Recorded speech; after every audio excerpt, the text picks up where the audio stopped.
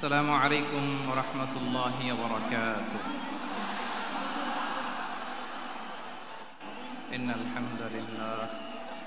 الحمد لله نحمده ونستعينه ونستغفره ونؤمن به ونتوكل عليه ونعوذ بالله من شرور أنفسنا ومن سيئات أعمالنا. من يهده الله فلا مضل له ومن يضلل فلا هادي له فلن تجد له وليا مرشدا.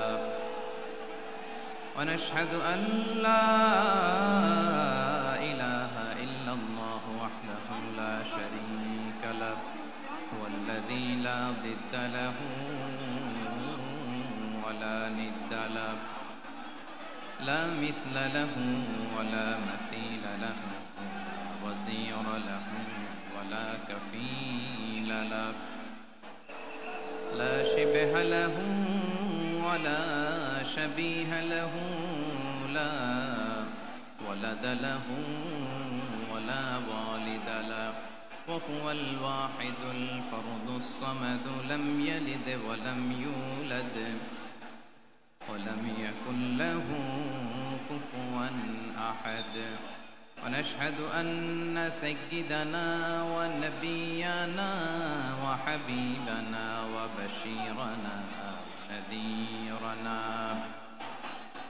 وطبيبنا وطبيب قلوبنا وحبيبنا وحبيب ربنا محمدا عبد الله ورسوله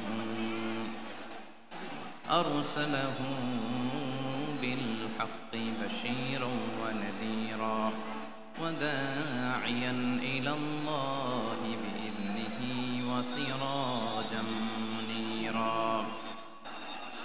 أما بعد فقد قال الله تعالى في كلامه المجيد وفي فرقانه الحميد. أعوذ بالله من الشيطان الرجيم. بسم الله الرحمن الرحيم. ولا تسبوا الذين يدعون من دون الله فيسبوا الله عدوا بغير علم كذلك زينا لكل أمة عملهم ثم إلى ربهم مرجعهم فينبئهم بما كانوا يعملون. إن الله وملائكته يصلون على النبي يا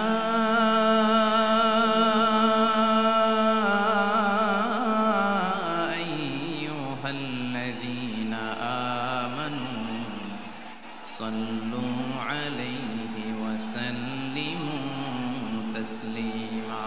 اللهم صل على محمد وعلى آل محمد كما صليت على إبراهيم وعلى آل إبراهيم إنك حميد مجيد. اللهم بارك على محمد وعلى آل محمد كما باركت على إبراهيم وعلى آل إبراهيم إنك حميد مجيد. সকল প্রশংসার মালিককে, সকল ক্ষমতার উৎসকে। কেউ যেটা পারে না পারে কে, কেউ যেটা দেখে না দেখে কে, কেউ যেটা দেয় না দেয় কে? সে আল্লাহ রাব্বুল ইজ্জত ওয়াল জালালের দরবারে আমরা শুকরগুজার হচ্ছি। আমরা সবাই আওয়াজ করে পড়ে নিচ্ছি কালিমাতুশ শুকর আলহামদুলিল্লাহ। গলা ছেড়ে দিয়ে আওয়াজ করে, প্রিয় লালমনিরহাটের ভাইয়ের আওয়াজ করে সবাই পড়ুন, রব্বানা লাকাল হামদ হামদান কাসীরান তাইয়্যিবান মুবারাকান ফীহি ইয়া রাব্বি লাকাল হামদু কামা ইয়ানবাগি লিজালালি ওয়াজহিকা ওয়া আযীমি সুলতানিকা লাকাল হামদু বিল ঈমান লাকাল হামদু বিল ইসলাম লাকাল হামদু বিল কুরআন। আমরা আল্লাহ রাব্বুল ইজ্জা ওয়াল জালালের দরবারে শুকরিয়া জ্ঞাপনের পাশাপাশি আজকের এই প্রোগ্রামের ইন্তেজামিয়া কমিটি, ইসলামিক সোসাইটি লালমনিরহাটকে অন্তরের অন্তঃস্থল থেকে ধন্যবাদ জানাতে চাই, শুভেচ্ছা জানাতে চাই। যারা দীর্ঘদিন টানা পরিশ্রম শেষে আজকে লালমনিরহাট জেলায়, যেটা আমার বেসিকলি রংপুর বিভাগের প্রোগ্রাম ছিল, এই ঐতিহাসিক প্রোগ্রামের আয়োজন তারা করেছে, আলহামদুলিল্লাহ। আজকের প্রোগ্রামে সম্মানিত সভাপতি, প্রধান অতিথি, বিশেষ অতিথি, মঞ্চে উপবিষ্ট আপনাদের অত্র এলাকার মা ও মাটির সন্তানেরা, নেতৃবৃন্দ, কমিউনিটি লিডার্স, লালমনিরহাট জেলার সম্মানিত ব্যবসায়ী ভাইয়েরা, চাকরিজীবী ভাইয়েরা, ছাত্র ভাইয়েরা, ভলান্টিয়ার্স ভাইয়েরা এবং লালমনিরহাট জেলা স্টেডিয়ামে অবস্থানরত আমার মা এবং বোনেরা, আমি আপনাদের সবাইকে অন্তরের অন্তঃস্থল থেকে শুভেচ্ছা জানাতে চাই, ধন্যবাদ জানাতে চাই যে আপনারা এত চমৎকার একটি প্রোগ্রামের আয়োজন করেছেন। প্রিয় ভাইয়েরা, আপনারা জানেন যে আমি প্রতি বিভাগে একবার করে সফর করছি, তো সেই সুবাদে রংপুর বিভাগের প্রোগ্রামটা আমি লালমনিরহাটে দিয়েছি এবং আমি আশ্বস্ত হয়েছিলাম যে লালমনিরহাটের প্রোগ্রাম খুবই গোছালো হবে, সুষ্ঠু হবে, শান্ত হবে। সেটার নমুনা আলামত আমি দেখতে পাচ্ছি, আলহামদুলিল্লাহ। সবাই খুবই সুশৃঙ্খল, লক্ষ লক্ষ তাওহীদি জনতা, পেছনে অনেকে জায়গা পায় নাই কিন্তু কোনো আওয়াজ নাই, সবাই দাঁড়িয়ে আছে। এলইডি স্ক্রিন আছে, আপনারা স্ক্রিনে দেখতে পাচ্ছেন, আলহামদুলিল্লাহ। আমি সবাইকে দেখতে পাচ্ছি, মাশাআল্লাহ মাশাআল্লাহ। শান্ত হয়ে আপনারা বসুন, অল্প কিছু সময় কথা বলার সুযোগ আমি পাবো। যেহেতু আমি হেলিকপ্টারে করে এসেছি, হেলিকপ্টারগুলোর আবার একটা পলিসি আছে, সানসেটের আগে, সূর্য ডোবার আগে তাদেরকে এয়ারপোর্টে আবার ল্যান্ড করতে হয়। এখানে 3:30টার মধ্যে আমাকে উঠে যেতে হবে। আমি যদি বারবার আপনাদেরকে থামাতে থাকি, শান্ত হতে বলি এবং এগুলোতেই যদি আমরা সময় নষ্ট করে ফেলি, তাহলে এই যে বিশাল মহাসমাবেশ, বিশাল আয়োজন, যেখানে 2-4টা আমি বার্তা দিতে চাই, এগুলো ব্যাহত হবে। লালমনিরহাটের ছেলেরা খুব ভদ্র, শান্তশিষ্ট। আসার পর থেকে আমাকে রিসিভ করা থেকে শুরু করে স্টেজে আনা থেকে শুরু করে, এবং আলহামদুলিল্লাহ তরুণ জেনজি শ্রোতাদেরকে আমি দেখতে পাচ্ছি, তারা খুবই কোঅপারেটিভ, সহযোগিতা করার, কোঅপারেট করার, অ্যাসিস্ট করার মানসিকতা আমার ভাইদের আছে, আলহামদুলিল্লাহ আলহামদুলিল্লাহ।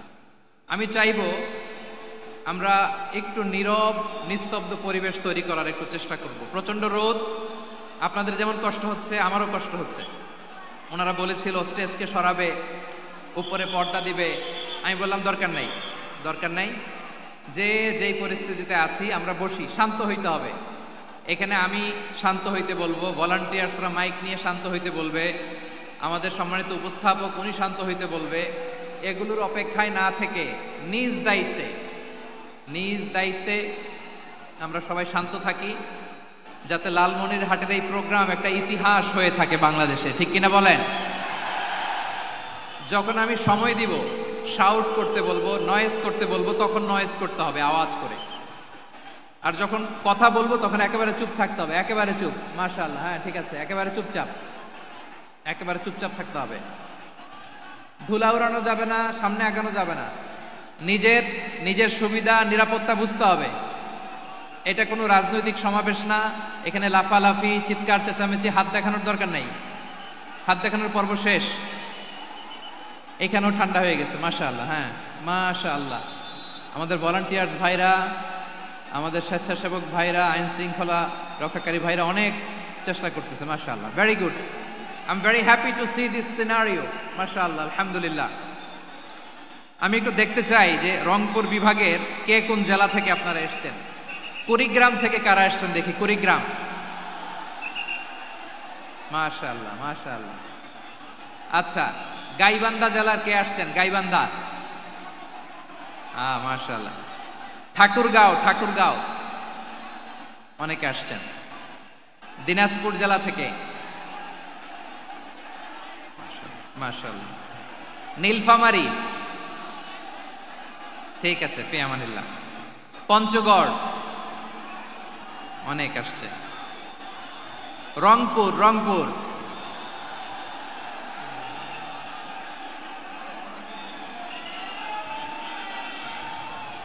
মাশাআল্লাহ মাশাআল্লাহ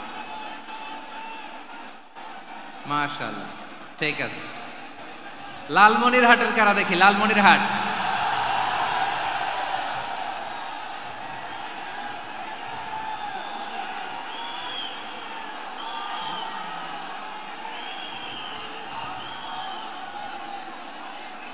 মাশাআল্লাহ মাশাআল্লাহ মাশাআল্লাহ।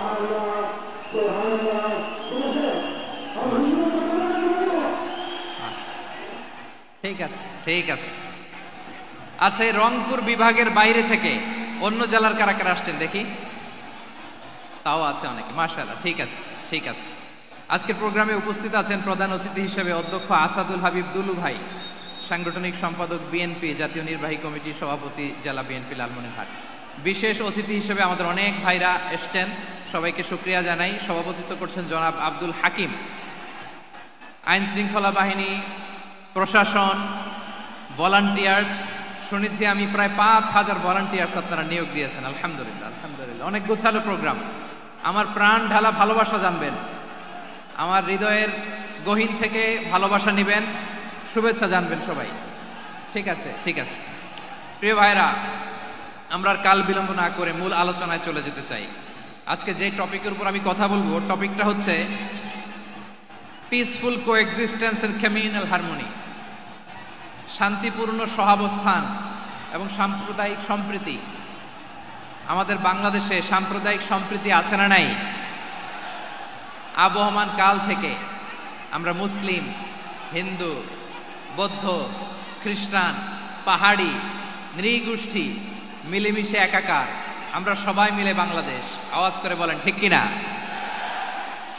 আমাদের পারস্পরিক সম্প্রীতি, ভালোবাসা, সৌহার্দ্যপূর্ণ আচরণ, বোঝাপড়া, এটা বেশ মজবুত, বেশ মজবুত। তবে মাঝে মাঝে আমাদের এই সম্প্রীতির ভেতরে অনেকে ফাটল ধরাতে চায়। আমরা যে সুখে আছি, শান্তিতে আছি, এটা অনেকের ভালো লাগে না, ঠিক কিনা বলেন? আমাদের মধ্যে সাম্প্রদায়িক সম্প্রীতি, সৌহার্দ্যপূর্ণ আচরণ, ভালোবাসা, এটা আবহমান কাল ধরে আছে। তার প্রমাণ, আমরা তাফসিরুল মাহফিলের আয়োজন করলে আমাদের হিন্দু ভাইরা ডিস্টার্ব করে না, ঠিক কিনা? এবং আমি যদি বলি হাত তোলেন, হিন্দু ধর্মের কারা কারা এসেছেন, কত শত কত হাজার যে হাত উঠবে, আপনি অবাক হয়ে যাবেন। আমি চাচ্ছি না হাত উঠাতে। খুলনাতে সর্বশেষ যে আমি প্রোগ্রাম করে গেলাম, সেখানে কয়েকশো হিন্দু ভাই আসছে আমাদের আলোচনা শুনতে, আলহামদুলিল্লাহ। অনেক বৌদ্ধরা আসে, অনেক খ্রিস্টানরা আসে। এবার সফরেও অনেক হিন্দু ভাইরা আমার সাথে দেখা করেছে, তারা বলেছে হুজুর আমরা আপনার আলোচনা শুনি, আলহামদুলিল্লাহ বলেন। So it's our responsibility to present our religion to our non-Muslim brothers and sisters. আমাদের অমুসলিম ভাই বোনদের কাছে ইসলামের সৌন্দর্য তুলে ধরা, এটা আমাদের দায়িত্ব। We all are the ambassador of Islam. আমরা প্রত্যেকে দায়িত্বশীল, আমরা প্রত্যেকে এক একজন ইসলামের অ্যাম্বাসেডর, আলহামদুলিল্লাহ বলেন।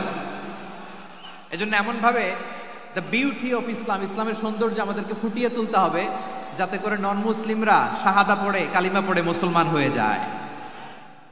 অনেক নন মুসলিম ভাই বোন আমাদের হাতে শাহাদা পড়ে, কালিমা পড়ে মুসলমান হয়েছে, অনেক। সো আমরা যেন ইসলামের বিউটিটাকে তুলে ধরতে পারি, এবং এই যে সম্প্রীতি, এটাকে যেন আমরা অটুট রাখতে পারি। আদতে আদতে বাংলাদেশের ইতিহাস বলে আমাদের দেশে কোনো দাঙ্গা নাই, আছে? লালমনিরহাটের ভাইরা আওয়াজ করে বলেন, আমাদের দেশে হিন্দু মুসলিম দাঙ্গা আছে? আমরা ভাই ভাই, আওয়াজ করে বলুন তো, আমরা কি ভাই ভাই? কিন্তু কিছু দুষ্ট লোক আছে, তারা আমাদের সম্পর্কের মধ্যে ফাটল ধরাতে চায়, ঠিক কিনা বলেন? মাঝে মাঝে ঝগড়া লাগাতে চায়। দেখবেন পত্রপত্রিকায় দেখা যায় বিভিন্ন ধর্মীয় উপাসনালয়গুলোতে হামলা চালানো হয়। এগুলো রাজনৈতিক উদ্দেশ্য প্রণোদিত, এগুলোর সাথে ইসলামের কোনো সম্পর্ক নাই। এজন্য এই দুর্বৃত্তদের ব্যাপারে আমাদের সাবধান থাকতে হবে। আমরা সবসময় যেমনি ঐক্যবদ্ধ, ইউনাইটেড, আমরা যদি এরকম ইউনাইটেড থাকি, এই সমস্ত দুর্বৃত্তদের কালো হাত ভেঙে দিতে আমাদের 1 ঘন্টাও লাগবে না। চিল্লায় বলো ঠিক কিনা? আমরা সংঘবদ্ধ থাকবো। এই যে আমাদের পিসফুল কোএক্সিস্টেন্স, শান্তিপূর্ণ সহাবস্থান। হিন্দুরা পূজা করে, যেদিন হিন্দুদের পূজা অনুষ্ঠান আমরা ওই দিন তাফসির মাহফিল করি না, ঠিক কিনা বলেন? যেদিন আমাদের তাফসিরুল কোরআনের প্রোগ্রাম, ওই দিন আমাদের হিন্দু ভাইরা ডিস্টার্ব করে না। সুবহানাল্লাহ। হিন্দুদের পূজা অনুষ্ঠানে মাদ্রাসার ছাত্র যে পাহারা দেয়, গোটা বিশ্বে এরকম দৃষ্টান্ত নজির বিরল, ঠিক কিনা বলেন? আইন শৃঙ্খলা বাহিনীর পাশাপাশি মাদ্রাসার ছাত্ররা যে সেখানে পাহারা দেয়, গোটা পৃথিবীতে এই দৃষ্টান্ত আপনি পাবেন না। মাদ্রাসার ছাত্ররা, তারা তো কোরআনের ধারক, তারা হাদিসের ধারক, তারা কেন মন্দির পাহারা দিবে? এই সম্প্রীতিকে ধরে রাখার জন্য, এই সৌহার্দ্যকে ধরে রাখার জন্য, আমাদের পারস্পরিক ভালোবাসাকে অটুট রাখার জন্য। আওয়াজ করে বলতে হবে ঠিক কিনা? এখন বলেন, আমাদের এই ভালোবাসা অটুট থাক আমরা চাই কি চাই না? আমরা হিন্দু মুসলিম মিলেমিশে শান্তিপূর্ণ সহাবস্থান, সাম্প্রদায়িক সম্প্রীতি, লালমনিরহাটের ভাইয়ের আওয়াজ করে বলুন, এই সাম্প্রদায়িক সম্প্রীতি আমরা চাই কি চাই না? আল্লাহ এই দেশকে তুমি বরকতময় করো, বাংলাদেশকে তুমি শান্তিময় করো। আওয়াজ করে সবাই বলেন আমিন। এই জায়গাটাতে সামান্য একটু আওয়াজ হচ্ছিল, এটাও থেমে গেছে। আলহামদুলিল্লাহ, আলহামদুলিল্লাহ। এখন একেবারে everything is in my control. মাশাআল্লাহ। ঠিক আছে, আমি মূল আলোচনায় যাই। প্রিয় ভাইরা, আমি বলেছিলাম আমার আলোচনার বিষয় হচ্ছে শান্তিপূর্ণ সহাবস্থান, সাম্প্রদায়িক সম্প্রীতি। আমরা দেখব ইসলাম আমাদেরকে কি কি দিক নির্দেশনা দেয়। শান্ত হইতে হবে। খরগোশের কানের মতো কান দুটো আমার দিকে করে রাখেন। আমি এখনো উঠে যাব, হাত নাড়ায় লাভ নাই, আমি উঠে যাব। তাকায় থাকো আর কান খাড়া, আওয়াজ হবে না। হ্যাঁ, মাশাআল্লাহ, মাশাআল্লাহ, ঠিক আছে। আমরা দেখবো যে রাসূল সাল্লাল্লাহু আলাইহি ওয়াসাল্লাম এই পিসফুল কোএক্সিস্টেন্সের জন্য আমাদের কি শিখিয়েছেন, কি কি গাইডলাইন দিয়েছেন। আমরা 1, 2, 3, 4 করে এগুলো আপনাদের সাথে শেয়ার করব। আমি আপনাদের খেদমতে সূরাতুল আনআমের 108 নম্বর আয়াত তেলাওয়াত করেছি। এখানে আল্লাহ রাব্বুল ইজ্জা ওয়াল জালাল তিনি ইরশাদ করছেন, ওয়ালা তাসুব্বুল্লাযীনা ইয়াদউনা মিন দুনিল্লাহি ফায়াসুব্বুল্লাহা আদওয়ান বিগাইরি ইলম কাযালিকা যায়্যান্না লিকুল্লি উম্মাতিন আমালাহুম থুম্মা ইলা রাব্বিহিম মারজিউহুম ফায়ুনাব্বিউহুম বিমা কানু ইয়ামালুন। রব্বুল আলামিন বলেন, গোলাম ও আমার ইমানদার বান্দারা শোনো শোনো, ও আমার বিশ্বাসী বান্দারা শোনো শোনো, লা তাসুব্বুল্লাযীনা ইয়াদউনা মিন দুনিল্লাহ ফায়াসুব্বুল্লাহা আদওয়াম বিগাইরি ইলম। ও আমার বিশ্বাসী বান্দারা, যারা আল্লাহকে ব্যতি রেখে, আল্লাহকে বাদ দিয়ে অন্য উপাস্যকে ডাকে, দেবীর পূজা করে, দেবতাদের পূজা করে, তোমরা খবরদার তাদের গালি দিও না। আওয়াজ করে বলেন, কি দিও না? আল্লাহ বলেন, ও বিশ্বাসীরা শোনো, যারা আল্লাহকে বেছে রেখে দেব দেবীর পূজা করে, অন্য উপাস্যের পূজা করে, তাদেরকে ডাকে, ওই দেবতাদেরকে তোমরা গালি দিও না। যদি ওই দেবতাদেরকে গালি দাও, তাহলে ভুলবশত, শত্রুতাবশত তারা তোমাদের রব আল্লাহকে গালি দেবে, ঠিক কিনা? তোমরা যদি তাদের দেবতাদের গালি দাও, ওরা রেগে তোমার আল্লাহরে গালি দিবে, তাহলে আল্লাহরে গালি খাওয়ানোর কারণ হয়ে গেলাম আমি, ঠিক কিনা বলেন? রব্বুল আলামিন বলেন, খবরদার বিশ্বাসীরা, আল্লাহ ছাড়া যারা অন্যান্য উপাস্যদেরকে ডাকে, দেবতাদেরকে ডাকে, তাদেরকে তোমরা গালি দিও না। ওই সমস্ত দেবতাদেরকে যদি তোমরা গালি দাও, তাহলে তারা আল্লাহকে গালি দিবে, ঠিক কিনা বলেন? আমরা দেবতাদের গালি দিলে ওরা আল্লাহকে গালি দিবে। রব্বুল আলামিন বলেন, খবরদার দেবতাদেরকে গালি দিও না, তাহলে ওরা তোমার রব আল্লাহরে গালি দেবে। প্রতিটি জাতির জন্য তাদের কাজকে আমি আল্লাহ সুশোভিত করে রেখেছি, তারা সবাই একদিন আমার কাছেই ফিরে আসবে। এরপর আমি রব্বুল আলামিন তাদের আমলনামা তাদেরকে জানিয়ে দেব। সুবহানাল্লাহ পড়ে। প্রিয় ভাইরা, আল্লাহ তাআলা বলেছেন খবরদার গালি দিও না। আদেশটা কার? আওয়াজ করে বলেন তো। হিন্দুদের দেবতা দেবদেবীদেরকে গালি দেওয়া যাবে না। আওয়াজ করে বলুন প্রিয় ভাইরা, এই আদেশটা কার? এই আপনাদের গলার আওয়াজ। অন্য ধর্মের দেবতাদেরকে যে গালি দেওয়া যাবে না, এই আদেশটা কার? আরো জোরে বলুন, কার? গালি দিবেন কোন দেবতাকে? দিবেন? যদি দেন তাহলে ওরা আল্লাহরে গালি দিবে। তাহলে আল্লাহরে গালি খাওয়াইলো কে? আপনি, ঠিক কিনা বলেন? আমি আল্লাহকে গালি খাওয়ানোর কারণ হলাম, কারণ আমি যদি গালি না দিতাম ওরা আমার রবকে গালি দিত না। আওয়াজ করে বলেন ঠিক কিনা? তাহলে প্রিয় ভাইয়েরা, ইসলাম আমাদেরকে শিখায়, সূরাতুল আনআমের 108 নম্বর আয়াত থেকে আমরা বুঝলাম কোন ধর্মকে ছোট করা যাবে না। অন্য ধর্মকে ছোট করা মানে ইসলামকে ছোট করা। অন্য ধর্মের দেবতাকে গালি দেওয়া মানে আল্লাহকে গালি খাওয়ানো। আওয়াজ করে বলেন ঠিক কিনা? খবরদার, এটা করা যাবে না। আর অন্য ধর্মের দেবতাকে যদি আপনি গালি দেন, ওরা ইসলাম থেকে দূরে সরে যাবে। যাও ইসলামের প্রতি আকৃষ্ট হয়েছিল আর কোনোদিন ইসলামের ধারে কাছে আসবে না। আওয়াজ করে বলেন ঠিক কিনা? এজন্য কখনো কোনোদিন অন্য ধর্মের দেবতাদেরকে গালি দেয়া যাবে না। অন্য ধর্মের কোনো দেবতাদেরকে আমরা গালি দিব না, গালি দিব না, বরং ইসলামের beauty, the beauty of Islam, ইসলামের সৌন্দর্যকে আমরা তুলে ধরব।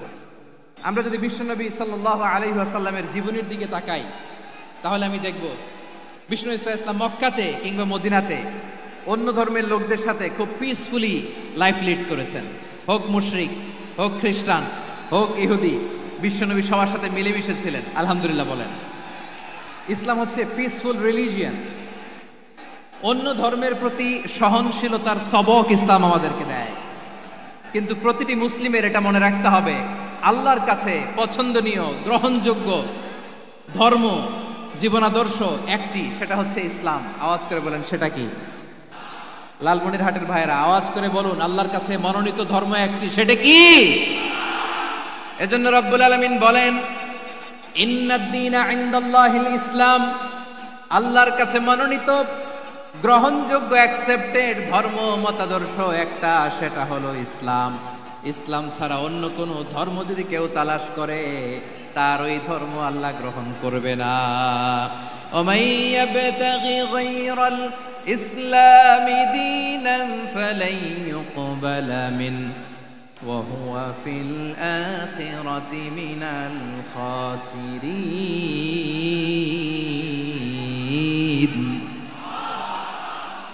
Whoever seek anything except Islam, that won't be accepted from him, and he will be loser in the day of judgment. কিয়ামতের দিন ইসলাম ছাড়া কেউ যদি অন্য কোনো ধর্ম তালাশ করেছে দুনিয়াতে, তার এই মতাদর্শ গ্রহণ করা হবে না। and he will be loser, সে হবে লুজার, ক্ষতিগ্রস্ত, হাই হাই কোম্পানির ম্যানেজার। ওর আমও শেষ, সালাও শেষ। আওয়াজ করে বলেন ঠিক কি না? এজন্য ইসলাম পেয়ে আমরা খুশি না বেজার? প্রত্যেক নামাজ শেষে আমরা আল্লাহরে বলি, আল্লাহ রাদিতু বিল্লাহি রাব্বা ওয়া বিল ইসলামি দীনা ওয়া বি মুহাম্মাদিন নাবিয়ান ওয়া রাসূলা। ও আল্লাহ, তোমারে রব হিসেবে পেয়ে আমরা খুশি। ও আল্লাহ, ইসলামকে ধর্ম হিসেবে পেয়ে আমরা খুশি। বিশ্বনবীকে আমাদের রাসূল পেয়ে আমরা খুশি। ঠিক কিনা বলেন? ইসলাম ছাড়া অন্য কোনো ধর্ম আমরা গ্রহণ করব না। ঠিক কিনা বলেন? আল্লাহর কাছে অ্যাকসেপ্টেড রিলিজিয়ান একটা, সেটা ইসলাম। তো বিশ্বনবী সাল্লাল্লাহু আলাইহি ওয়াসাল্লাম মক্কাতে কিংবা মদিনাতে খুব পিসফুলি এক্সিস্ট করেছেন, যে কোনো ধর্মের সাথে মিলেমিশে চলেছেন। তার প্রমাণ আমরা যদি রাসূল সাল্লাল্লাহু আলাইহি ওয়াসাল্লামের বায়োগ্রাফির দিকে তাকাই, তাহলে দেখব তিনি মুশরিকদের সাথে পিস ট্রিটি করেছেন, শান্তি চুক্তি, পিস ট্রিটি, পিস এগ্রিমেন্ট। আপনারা হুদাইবিয়ার সন্ধির নাম শুনেছেন? আমার লালমনিরহাটের কলিজার টুকরা ভাইয়েরা, হুদাইবিয়ার সন্ধির নাম আপনারা শোনেন নাই? 6ষ্ঠ হিজরিতে বিষ্ণু ইসা ইসলাম মুশরিকদের সাথে এই ট্রিটি করেছেন, চুক্তি। কাদের সাথে? মুশরিকদের সাথে। আমরা তো মুসলমান বসতে পারি না, আমরা দুই মুসলিম ভাই একসাথে বসে চা খেতে পারি না, গল্প করতে পারি না। বিষ্ণু ইসলাম মুশরিকদের সাথে ট্রিটি করেছেন, হুদাইবিয়ার সন্ধি। এই সন্ধির আগে মক্কা থেকে কেউ মদিনায় যেতে পারে না, মদিনা থেকে কেউ মক্কায় যেতে পারে না, কিন্তু এই সন্ধির পরে ট্রাফিক স্বাভাবিক হয়ে গেল। মক্কার লোকেরা মদিনায় আসতে পারে, মদিনার লোকেরা মক্কায় আসতে পারে। এটাকে বলে সুলহ Hudaybiyyah, the peace agreement of Hudaybiyyah, শান্তি চুক্তি। আমরা পৃথিবীতে এখন অনেক শান্তি চুক্তির নাম শুনি, এগুলো সব the piece treaty of Hudaibiya থেকে কপি করা। আল্লাহু আকবার। তাহলে বিশ্বনবী সাল্লাল্লাহু আলাইহি সাল্লাম তিনি যে শান্তিপূর্ণ সহাবস্থানে বিশ্বাসী ছিলেন, মুসলমানেরা যে অন্য ধর্মের প্রতি সহনশীল তার প্রমাণ হচ্ছে এই পিস ট্রিটি। শুধু তাই নয়, মাইকের সাউন্ডটা একটু বাড়াই দিতে হবে, খুব দুর্বল, একটু মজবুত করতে হবে, আর একটু ক্লিন করতে হবে, আর সবগুলা জায়গায় সাউন্ড যাচ্ছে কিনা একটু ক্রস চেক করতে হবে। হ্যাঁ, পাবেন দিচ্ছে mike operator, he is trying his level best, দিচ্ছে। মাইক অপারেটর যিনি আছেন, প্রতিটি জায়গায় প্রতিটি সাউন্ড বক্সে যেন আওয়াজ পাওয়া যায়, একটু ক্রস চেক করেন, সাউন্ডটাকে একটু স্ট্রং করে দেন। হ্যাঁ, ঠিক আছে, মাশাআল্লাহ। এদিকে তাকান, এদিকে। মক্কার পার্ট গেল, পিস এগ্রিমেন্ট করলেন, শান্তি চুক্তি। বিষ্ণু ইসলাম মদিনায় যে কি করলেন? মদিনায় যে বিষ্ণু ইসলাম মদিনা চার্টার করলেন, মদিনা সনদ, সাহিফাতুল মদিনা, এটার বলে মদিনা চার্টার। এই যে ওয়েস্টে, ইউরোপে, আমেরিকাতে তারা অনেক চার্টার করে, এই সব চার্টার মদিনা চার্টার থেকে কপি করা। আওয়াজ করে পড়েন সুবহানাল্লাহ। বিষ্ণু ইসলাম মদিনায় গেলেন, মদিনাতে মুসলিম, মুশরিক, ইয়াহুদি, এই তিন ধর্মের লোক মিলে সব স্টেক হোল্ডার যারা আছে সবাইকে নিয়ে বিষ্ণু ইসলাম মদিনা চার্টার করলেন, মদিনা সনদ। পড়েন সুবহানাল্লাহ। শুধু তাই নয়, মক্কা মদিনাতে যে বিশ্বনবী মদিনা চার্টার করলেন, মদিনা সনদ করলেন ইহুদিদের সাথে। আবার মদিনাতে বিশ্বনবী ইহুদিদের সাথে পিস ডায়ালগ করলেন, ইন্টারফেথ ডায়ালগ করলেন, আন্তধর্মীয় সংলাপ করলেন। যেই সংলাপের মূল ভিত্তি ছিল তাওহীদ। মূল ভিত্তি ছিল কি? তাওহীদ।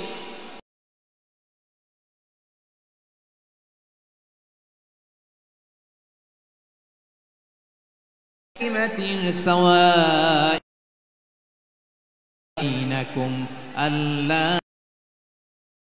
الله ولا نشرك به لو فقولوا اشهدوا সুবহানাল্লাহ। পড়েন। ইহুদিদের ডেকে বললেন, ও ইহুদিরা, শোনো শোনো, আসো এমন একটা আদর্শের প্রশ্নে আমরা একত্রিত হই, যে আদর্শের প্রচার তোমাদের নবীরাও করেছে, আমিও করি, যে আদর্শের কথা তোমাদের পবিত্র ধর্মগ্রন্থগুলোতে আছে, আমার কোরআনেও আছে, সেটা হলো তাওহীদ। আমরা এক আল্লাহ ছাড়া কারো ইবাদত করব না, আল্লাহর সাথে কাউরে শরীক করব না, আল্লাহ ছাড়া কাউরে রব মানব না। পড়েন সুবহানাল্লাহ। তাহলে আমার প্রিয় লালমনিরহাটের ভাইরা, মদিনাতে যে তিনি মদিনা চার্টার করলেন, মদিনা সনদ, পিস ডায়ালগ করলেন, শান্তির সংলাপ, ইন্টারফেথ ডায়ালগ করলেন, আন্তধর্মীয় সংলাপ, যার ভিত্তি ছিল তাওহীদ। সুবহানাল্লাহ পড়েন। তাহলে অন্য ধর্মের প্রতি সব সময় ইসলাম সহনশীল, টলারেন্স। যদি আপনি দেখতে চান ইসলামের নবী, বিশ্ব নবীর দিকে তাকান, ঠিক কিনা বলেন? আমরা তো সংখ্যালঘুদের রাইটস প্রোটেক্ট করার জন্য কত আইন বানাই, কত বৈঠক করি, কত সংবাদ সম্মেলন করি। বিষ্ণু সাল্লাল্লাহু আলাইহি ওয়াসাল্লাম সংখ্যালঘুদের রাইটসের ব্যাপারে, অধিকারের ব্যাপারে যে কথা বলেছেন, শুনলে আপনি অবাক হয়ে যাবেন। বিশ্বনবী বলেন, আলা মান যালামা মুআহাদান আও ইনতাকাসাহু আও কাল্লাফাহু ফাওকা তাআতিহি আও কাল্লাফাহু ফাওকা তাকাতিহি আও আখাযা মিনহু শাইআন বিগাইরি তিবি নাফসিন ওয়া আনা হাজিজুহু ইয়াউমাল কিয়ামা। খবরদার, জেনে রাখো, কেউ যদি কোনো সংখ্যালঘুর উপরে অত্যাচার করে, কোনো সংখ্যালঘুর প্রাপ্য থেকে যদি কেউ কাউকে ঠকায়, সংখ্যালঘুর উপর যদি কেউ কষ্ট দেয়, কোনো সংখ্যালঘুর সম্পদ যদি কেউ জোর করে কেড়ে নেয়, আমি কিয়ামতের দিন বিশ্বনবী ওই সংখ্যালঘুর পক্ষে আর ওই মুসলমানদের বিপক্ষে বাদী হয়ে দাঁড়াবো। সুবহানাল্লাহ বলতে পারলেন না? আল্লাহু আকবার।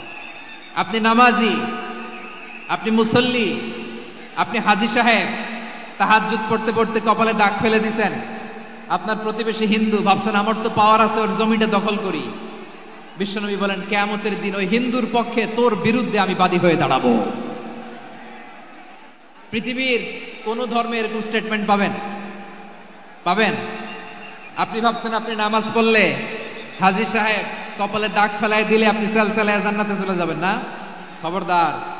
বিশ্বনবী বলেন কোন সংখ্যালঘুর উপর যদি কেউ আক্রমণ করে, তার প্রাপ্য তাকে না দিয়ে যদি তাকে ঠকায়, তার উপর জুলুম করে, তার সম্পদ যদি কেড়ে নেয়, আমি নবী, তুমি মুসলিম হইতে পারো, মুসল্লি হইতে পারো, তার পক্ষে তোমার বিপক্ষে আল্লাহর দরবারে বাদী হয়ে দাঁড়াবো। আচ্ছা লালমনিরহাটের ভাইরা, কথা বুঝতে পারলে আওয়াজ করে উত্তর দেন। বিশ্বনবী যদি কারো বিপক্ষে দাঁড়ায় কিয়ামতের দিন, আই রিপিট, আমি আবারও বলছি, বিশ্বনবী যদি কিয়ামতের দিন কারো বিপক্ষে দাঁড়ায়, ও তো সেলসেলায়া জান্নাতি, তাই না? জান্নাতি না? যে নবীর সুপারিশ ছাড়া জান্নাতের গেটও দেখা যাবে না, ওই নবী যদি বলে তোর বিপক্ষে আমি বাদী হয়ে দাঁড়াবো, ওই জান্নাতে আর ঢোকার কোনো সুযোগ আমাদের থাকবে? এখানেই শেষ না আমার প্রিয় লালমনিরহাটের ভাইয়েরা, এখানেই শেষ নয়। বিশ্বনবী বলেন মান কাতালা মুআহাদান, বুখারীর বর্ণনা, মান কাতালা মুআহাদান লাম ইয়ারাহ রাইহাতাল জান্নাহ। কেউ যদি, কোন মুসলিম যদি অন্যায়ভাবে কোনো সংখ্যালঘুকে হত্যা করে, কোনো হিন্দুকে হত্যা করে, কোনো বৌদ্ধরে হত্যা করে, অন্যায়ভাবে কোনো মুসলিম যদি কোনো সংখ্যালঘুরে হত্যা করে, জান্নাতে যাওয়া তো দূরের কথা, ওই মুসলিম জান্নাতের ঘ্রাণও পাবে না। সেই বুখারীর বর্ণনা, মান কাতালা মুআহাদান লাম ইয়ারাহ রাইহাতাল জান্নাহ ওয়া ইন্না রিহাহা লা ইউজাদু মিন মাসিরাতি 40 আমা। যে জান্নাতের ঘ্রাণ 40 বছর দূরের রাস্তা থেকেই পাওয়া যায়। সুবহানাল্লাহ পড়েন। প্রিয় ভাইরা, এখান থেকে জান্নাতে পৌঁছতে লাগবে 40 বছর। এত দূর, কত বছর? সবাই বলেন কত বছর? এখান থেকে জান্নাতে পৌঁছতে লাগবে 40 বছর। এত দূরে থাকতেই জান্নাতের ঘ্রাণ আপনার নাকে এসে ধাক্কা মারবে। বিশ্বনবী বলেন যে ব্যক্তি কোন সংখ্যালঘুকে হত্যা করে, জান্নাতের ঘ্রাণ তো পাবেই, জান্নাতে তো ঢুকতে পারবেই না, জান্নাতের ঘ্রাণও তার নাকে লাগবে না। পড়েন নাউযুবিল্লাহ। তাহলে সংখ্যালঘুদের ব্যাপারে ইসলামে অধিকার দেয়া আছে না নাই? লালমনিরহাটের ভাইয়ের আওয়াজ করে বলেন, আমার সংখ্যালঘু হিন্দু ভাইদের রাইটস, অধিকার আমাদের ইসলামে প্রোটেক্টেড আছে না নাই? এখানেই শেষ না। বিষ্ণু ইসলাম আপনার অমুসলিম প্রতিবেশীর সাথে ভালো আচরণ করতে বলেছে। আমাদের হয় না, এটা মুসলিম পাড়া, ওটা বৌদ্ধ পাড়া, হয় না? অনেক সময় হয় না, এটা আমাদের মুসলিম পাড়া, ওইটা হিন্দু পাড়া, এরকম আছে না নাই? লালমনিরহাটে নাই না? আছে?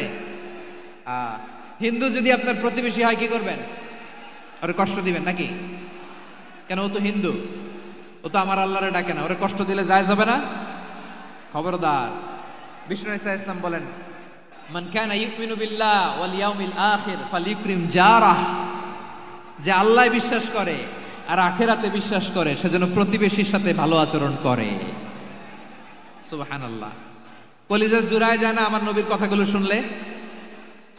যে আল্লাহ বিশ্বাস করে, যে আখিরাতে বিশ্বাস করে, সেজন্য প্রতিবেশীর সাথে ভালো আচরণ করে। এখানে বলছে মুসলিম প্রতিবেশী বলছে, নামাজি প্রতিবেশী বলছে, আল্লাহওয়ালা প্রতিবেশী বলছে না। প্রতিবেশী আস্তিক হোক নাস্তিক হোক, প্রতিবেশী মুমিন হোক মুশরিক হোক, প্রতিবেশী হইলেই তার সাথে ভালো আচরণের দরকার আছে না নাই? আমার প্রিয় লালমনিরহাটের ভাইয়েরা, বিষ্ণু ইসলাম ওনার ইহুদি প্রতিবেশীদের দেখাশোনা করতেন। আওয়াজ না শোনা যাক, আমারও তো দেখা যায়, আমারও তো দেখা যায়। তাকায় থাকেন, তাকায় থাকলে সওয়াব হবে। কোরআনের কথা যেখান থেকে হয় এদিকে তাকায় থাকলেই বরকত। তাকায় থাকেন। জি জি, মাইক, আমি তার মাইক ঠিক করতে আসি না এদিকে, এই মাইক ঠিক করবো, ওই মাইক ঠিক করবো, ওদিকে পাইলট বলবে হুজুর চলে আসেন। জি বসুন, বসুন, মাশাআল্লাহ। হ্যাঁ, খুব শান্ত, ঠিক আছে। পুলিশ ভাইরা না খেয়ে দিনরাত আপনারা যাতে সুশৃঙ্খল একটা প্রোগ্রাম উপহার পান এটাই চেষ্টা করতেছে, আপনাদেরকে কষ্ট দিতে আসে নাই, একটু একটু সহযোগিতা করেন। জি, মাশাআল্লাহ, হ্যাঁ ঠিক আছে। আমার প্রিয় ভাইরা, প্রতিবেশী আস্তিক হোক নাস্তিক হোক, মুসলিম হোক হিন্দু হোক, তার সাথে ভালো আচরণ করতে হবে। বিষ্ণু ইসা ইসলাম ওনার ইহুদি প্রতিবেশীর বাসায় যেতেন। কোন প্রতিবেশী? ইহুদি। আওয়াজ করে বলেন, কোন প্রতিবেশী? ইহুদি। এক ইহুদি কিশোর বিষ্ণু ইসা ইসলামের খেদমত করতে, ইহুদি ছেলে আমার নবীর খেদমত করতো, তারা ছিল নবীর প্রতিবেশী। তো অনেক দিন হয় ইহুদি ছেলেটা আসে না। বিষ্ণুনবী খোঁজ দিলেন, ঘটনা কি? একটা ইহুদি ছেলে না আমার খেদমতে আসতো, ছেলেটা কই? খোঁজ নিয়ে জানলেন ছেলেটা অসুস্থ। বিষ্ণু ইসা ইসলাম ওই ইহুদির বাড়িতে চলে গেলেন ওই ছেলেটাকে দেখা করার জন্য, ভিজিট করার জন্য। সুবহানাল্লাহ পড়বেন না? গেলেন, যে দেখে ইহুদি ছেলেটা মুমূর্ষ, যান যান যায় যায় ভাব, বিছানায় পড়ে আছে, তার বাবা দাঁড়ানো। বিশ্বনবী তার মাথার পাশে বসলেন, মাথায় হাত বুলিয়ে দিলেন, আর ছেলেটাকে বললেন, আসলিম, হে ইহুদি ছেলে, আসলিম, ইসলাম ধর্ম গ্রহণ করো। তো ছোট্ট ছেলে ভাবে আমরা ইহুদি, এখন ইসলাম ধর্ম গ্রহণ করলে আব্বা যদি বকা দেয়, ফানাযারা ইলা ওয়াজহি আবি, ছেলেটা তার বাবার চেহারার দিকে তাকালো, দেখি আব্বা কি কয়। আব্বা যদি বলে তাইলে ইসলাম ধর্ম গ্রহণ করব। ইহুদি ছেলেটা তার বাবার দিকে যখন তাকালো, ওর বাবা বলে, আতি আবুল কাসিম, আবুল কাসিম যা বলে তাই করো। আবুল কাসিম হচ্ছে বিষ্ণু ইসা ইসলামের একটা কুনিয়াত, উপনাম। আমার রাসূলের বড় ছেলের নাম ছিল কাসেম। যেমন দেখবেন আমাদের এলাকায় কারো ছেলের বড় ছেলের নাম যদি হয় আব্দুল্লাহ, এরা আব্দুল্লাহর বাপ বলে ডাকে। কারো বড় মেয়ের নাম যদি হয় ফাতেমা, এরা কি ডাকে? ফাতেমার বাপ বলে না? তো বিষ্ণু ইসা ইসলামের বড় ছেলের নাম ছিল কাসেম। ইহুদি বাবা বলল, আতি আবুল কাসেম, আবুল কাসেম যা বলে তাই শোনো, মানে মোহাম্মদ যা বলে তাই শোনো। এই কথা শুনে ছেলে সাহস পাইছে, ছেলে আবার পড়তে আরম্ভ করলো, আশহাদু আল্লাহ ইলাহা ইল্লাল্লাহ ও আশহাদু আন্না মুহাম্মাদার রাসূলুল্লাহ, পড়েন আল্লাহু আকবার। বিশ্বনবীর আহ্বান শুনে ওই আহ্বানে সাড়া দিয়ে ইহুদি ছেলে শাহাদা পড়ে মুসলমান হয়ে গেল। তার হৃদয়টারে ঈমানের নূর দিয়ে আলোকিত করে দিল কে? প্রিয় ভাইরা, এবার রাসূল সাল্লাল্লাহু আলাইহি ওয়াসাল্লাম বের হয়ে আসলেন ঘর থেকে, আর বললেন, আলহামদুলিল্লাহিল্লাযী আনকাযাহু মিনান নার, প্রশংসা সে আল্লাহর, যে আল্লাহ জাহান্নামে চলে যাচ্ছিল প্রায় এমন একটা লোককে মুহূর্তের মধ্যে কালেমায়ে শাহাদাতের বদৌলতে জান্নাতি বানায় দিলেন। আওয়াজ করে পড়েন সুবহানাল্লাহ। এই হাদিস থেকে আমরা কি শিখলাম? What is the moral of the story? এক নম্বর স্টোরি হলো, প্রতিবেশী ইহুদি হোক হিন্দু হোক, যাবেন, সুসম্পর্ক রাখবেন, উপহার দিবেন, বিপদে পাশে দাঁড়াবেন, তাইলেই তো আপনাদের প্রতি, মুসলমানদের প্রতি তারা আকৃষ্ট হবে, ঠিক কিনা বলেন? আপনি যদি হিন্দুদের সাথে বৌদ্ধদের সাথে নাই মিশেন, নাস্তিকের কাছে নাই যান, তো ইসলামের সৌন্দর্যটা ওরা বুঝবে কেমনে? আমার অনেক হিন্দু পরিচিত ভাই আছে, ওরা আমাদের ইফতারির প্রোগ্রামে এসে একসাথে ইফতারি করে। অনেক মদখোর আমার সাথে বসে একসাথে ডিনার করে, হাফ প্যান্ট পরা, গলায় স্বর্ণের চেইন, হাতে স্বর্ণের ব্রেসলেট, আইসা আমার সাথে ডিনার করছে, আছে এরকম।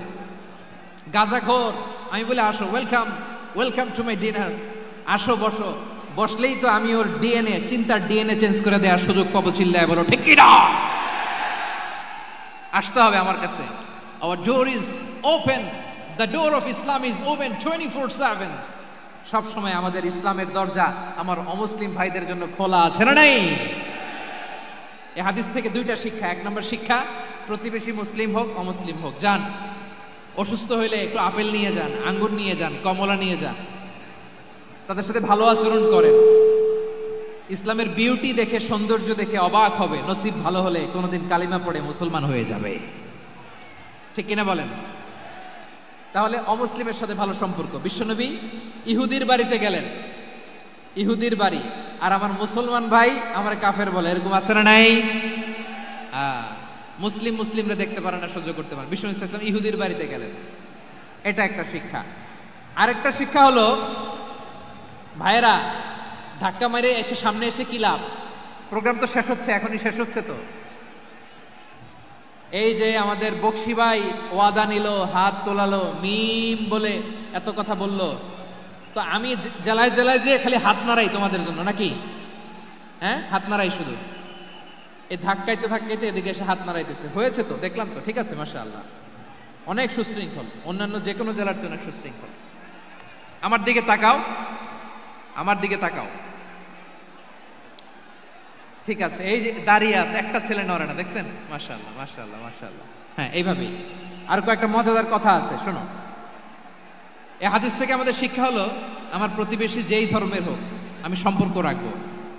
অসুস্থ হলে যাব, কি বলেন ভাইরা? যাবেন না? যাবেন না আপনারা? আচ্ছা, 2 নম্বর শিক্ষা হলো, বিষ্ণু ইসা ইসলামের খাদেম ছিল ইহুদি, এতদিন খেদমত করলো, একদিনও বিশ্বনবী ওরে কালিমার দাওয়াত দেয় নাই। কারণ কি? বিশ্বনবী একটা ভালো সময়ের অপেক্ষা করতেছিলেন, প্রপার টাইমিং। দাঈর কাজ হচ্ছে দাঈ ইলাল্লাহ, সে হচ্ছে সুযোগ সন্ধানী।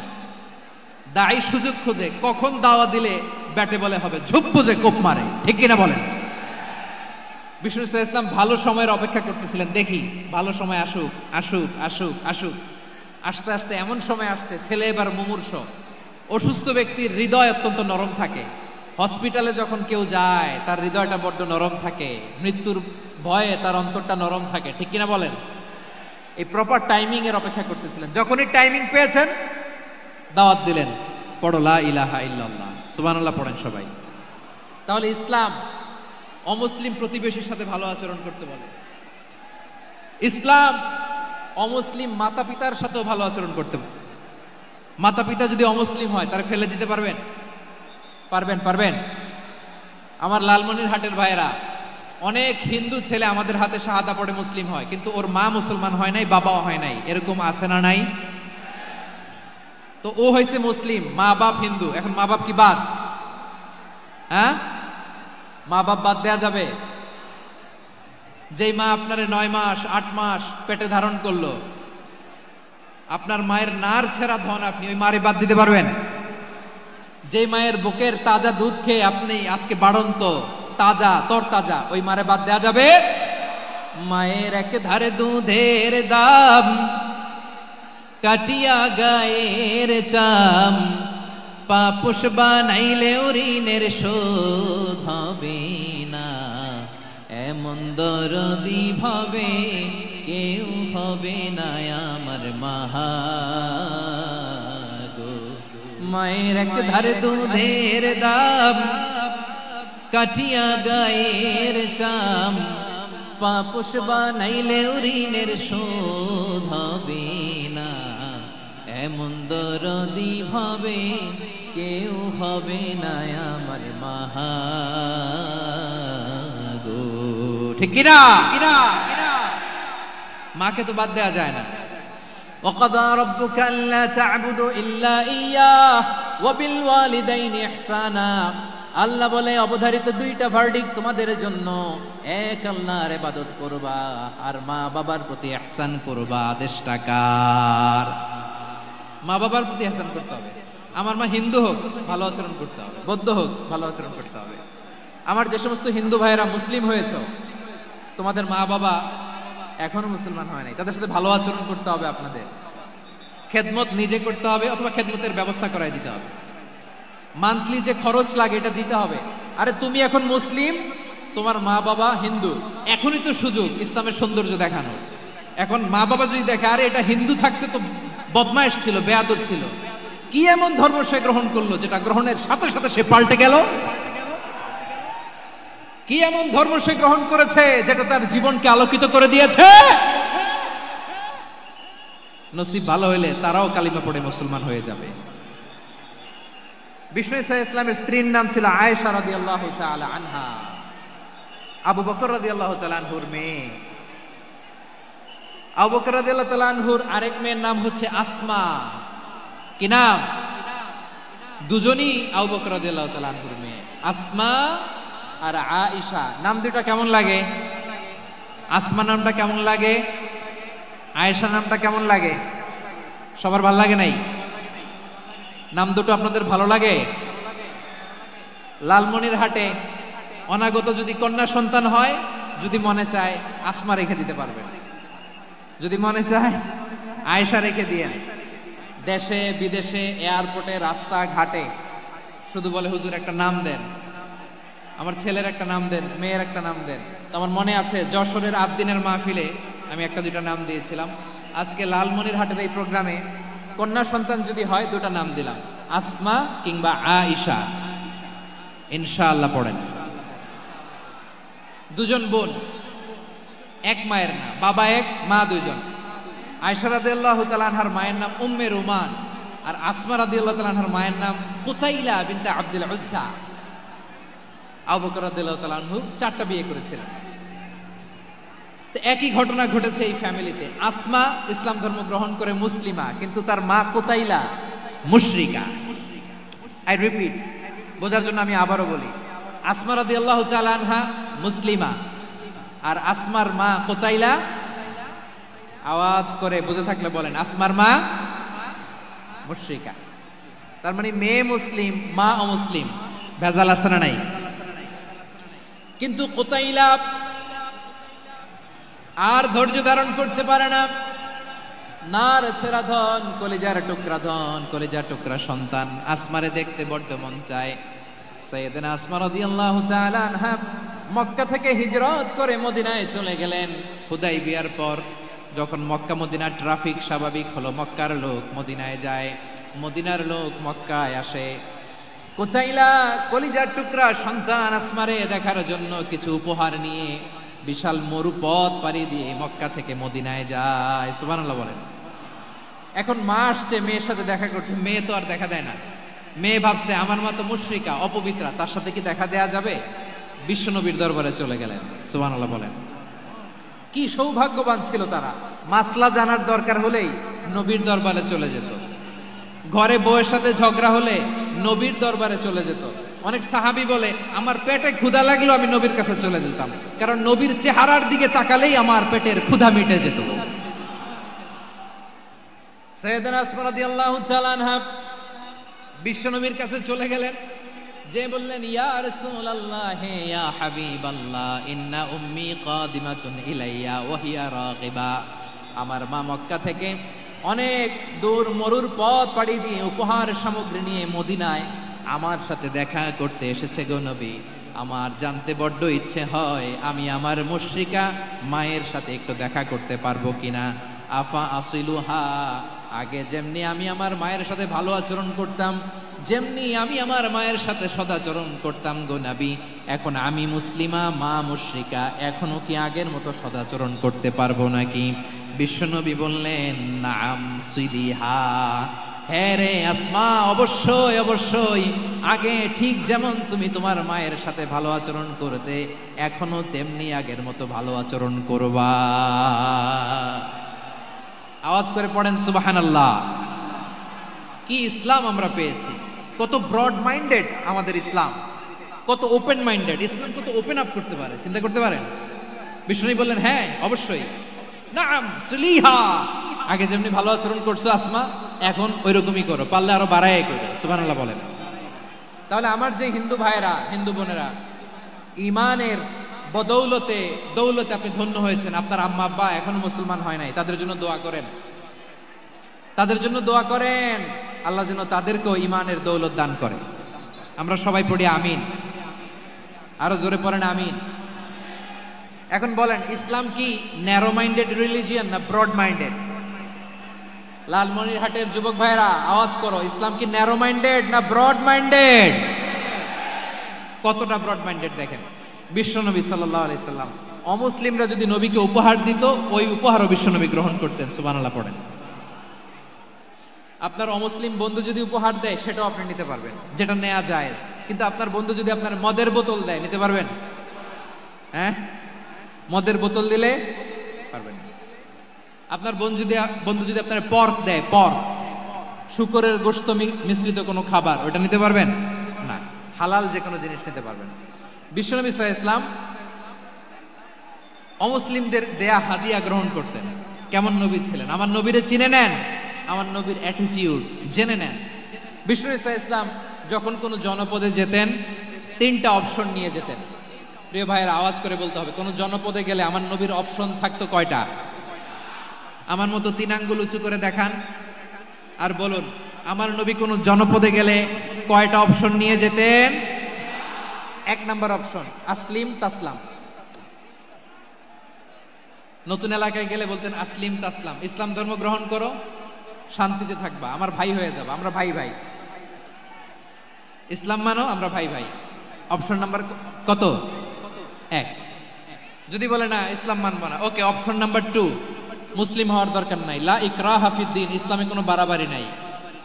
খ্রিস্টান আছো থাকো, বৌদ্ধ আছো থাকো, ইহুদি থাকতে চাও থাকো, কিন্তু আমরা যেহেতু রিজিওনাল সুপার পাওয়ার, আমাদের আন্ডারে থাকো, ট্যাক্স দিয়া থাকো, এটার বলে জিজিয়া। আলেম যারা আছেন বুঝবেন এটার আরবিতে কি বলে, জিজিয়া। You pay us the tax, we will give you the security. তোমরা ট্যাক্স দিবা, আমরা সিকিউরিটি দিব, আমাদের আওতায় থাকবা, কেউ তোমাদেরকে আক্রমণ করতে পারবে না, আমরা নিরাপত্তা দিব। সুবহানাল্লাহ বলেন। এটা অপশন নাম্বার কত? আচ্ছা, বুঝে থাকলে বলেন, এক নাম্বার অপশন কি ছিল? ইসলাম। ইসলাম মানো, শান্তিতে থাকবা, ভাই ভাই, আমরা ভাই ভাই। অপশন নাম্বার 2, ট্যাক্স দাও, আমরা নিরাপত্তা দিব, মুসলিম হওয়া লাগবে না। এখন এক নাম্বারও মানে না, 2 নাম্বারও মানে না, মুসলিম হবো না, ভালো, খ্রিস্টান থাকো, ট্যাক্স দাও, আমরা সিকিউরিটি দিব না, এটাও মানি না। বিষ্ণু বলেন, তাহলে তলোয়ার আমাদের আর তোমাদের মাঝে ফয়সালা করবে। মুসলিমও হবো না, ট্যাক্স দিবা, নিরাপত্তা দিব, আমরা সুপার পাওয়ার, আমাদের আন্ডারে থাকবে, এইটাও না। তাহলে তোমাদেরকে তো আমরা বিশ্বাস করতে পারি না, কখন না কখন বিশ্বাসঘাতকতা করো, কার সাথে মিলে হাত মিলাও, তলোয়ার আমাদের মাঝে ফয়সালা করবে। তখন তিনি জেহাদের সশস্ত্র সংগ্রামের ঘোষণা দিতেন। সুবহানাল্লাহ পড়েন। দেখেন, পশ্চিমারা জেহাদকে এইভাবে চিত্রায়িত করে না, ওরা জেহাদ বলতে বুঝায় তলোয়ার, হাত কাটো, গলা কাটো, না, জেহাদ সশস্ত্র সংগ্রাম 3 নম্বরে। অধিকাংশ ক্ষেত্রেই বিশ্বনবীর সুন্দর আচরণ দেখে, আরে আমার নবীর যে নুরানি চেহারা, অনেকে তো কেবল সিরেফ চেহারাটা দেখেই কালিমা পড়ে মুসলমান হয়ে গিয়েছে। যারা মুসলিম হয় নাই তারা তাদের ইসলামেই বলবৎ ছিল, ট্যাক্স দিয়ে ইসলামের আন্ডারে ছিল। যারা এটাও মানে নাই, ওইটাও মানে নাই, তাদের বিরুদ্ধে জেহাদ। বিষ্ণু ইসলাম 7ম হিজরিতে যখন খায়বার বিজয়ের পরে ইসলাম রিজিওনাল সুপার পাওয়ার হিসেবে আত্মপ্রকাশ করলো, বিশ্বনবী চিঠি লিখলেন অন্যান্য সুপার পাওয়ারের কাছে, রাষ্ট্রীয় চিঠি লেখে এক রাষ্ট্রপ্রধান আরেক রাষ্ট্রপ্রধানের কাছে। ঠিক কিনা বলেন? জানেন না আপনারা? এই যে 24-এর ছাত্র নাগরিক অভ্যুত্থানে,